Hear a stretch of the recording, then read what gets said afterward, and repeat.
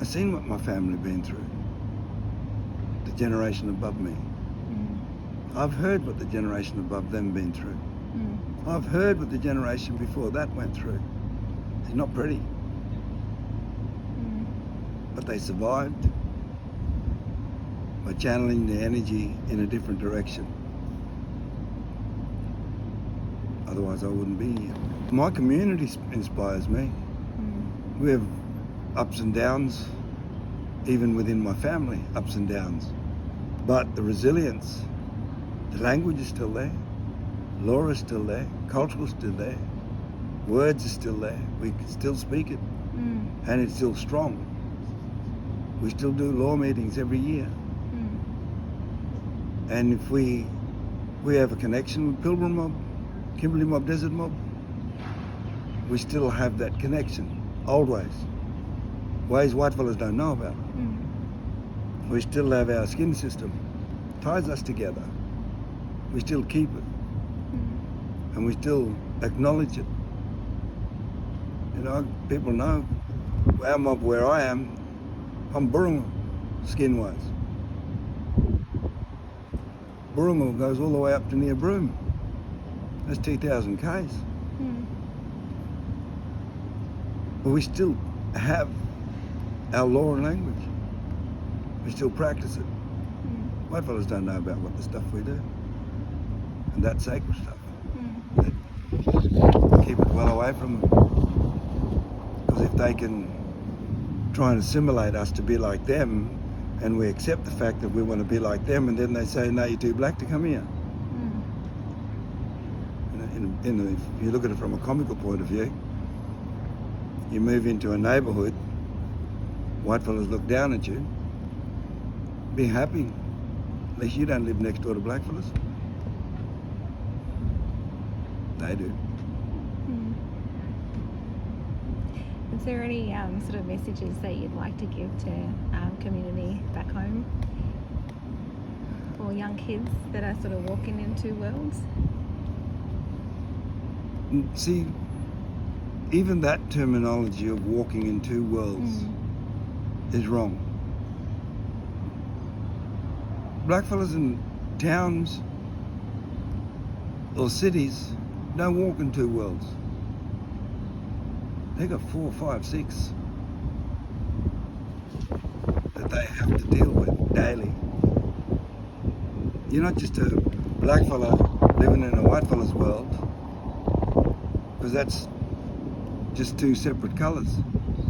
But you got to think also your family connections, that where you come from is different to the family connections you're living with. There's different. They're dealing with other stuff in the city as well, or towns, or in the community. Outer communities, yeah, it's still strong that they can live more one way than the other and rotate. But once they get close to town, you got all sorts of issues. You might be a deadly bloke out in the bush, but once you go into town, you feel not worthy, because they make you feel that way. Yet none of them will go out there. The situation was reversed. We don't have enough money to teach white fellas about black fellas, and the money they're giving us is tokenistic. So they don't teach Aboriginal studies at school, because they'll be embarrassed to what the truth come out. The truth needs to be told, but they're not going to tell it because it embarrasses the shit out of them. Truth telling won't happen, because it'll be one-sided. What they did in the past is written, and what they wrote down of what they did in the past is still there, but they're not going to own up to that. You get people saying, well, I'm not going to apologise for what my grandfather did. That's not learning at all. You can say all the truth. You can speak your head up, talk anywhere, soapbox it. But you need people to understand and accept the truth. And this Australian society at the moment is not going to do that. Handful, maybe. As is there a handful of people who are learning language and culture and law, anthropologists or whatever. Even anthropologists are a bit.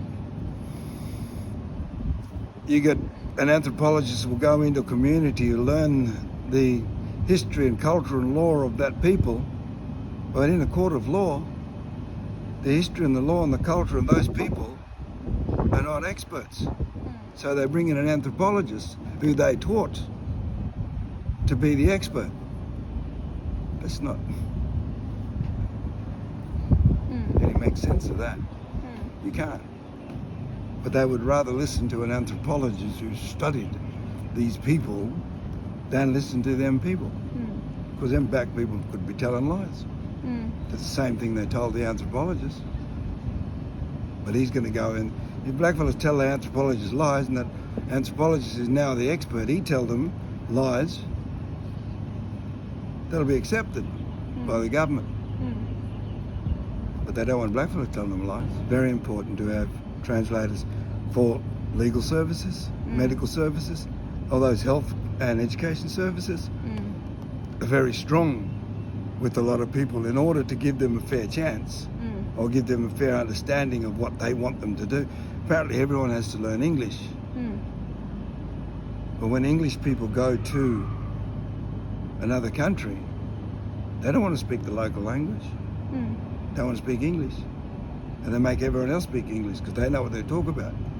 And as soon as mobs start talking language around people who speak in English, they tell that mob to go back to where you come from.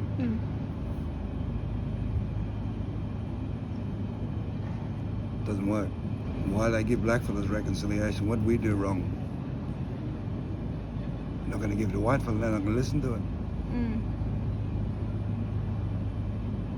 It's the same as they call us natives, Aborigines, Aboriginals, Indigenous, First Nations.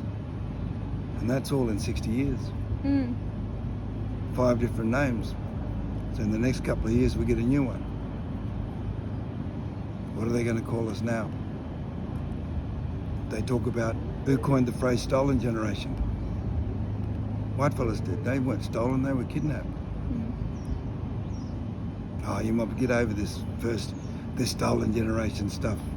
Get over it, now it's past. You can't get over it because it wasn't stolen.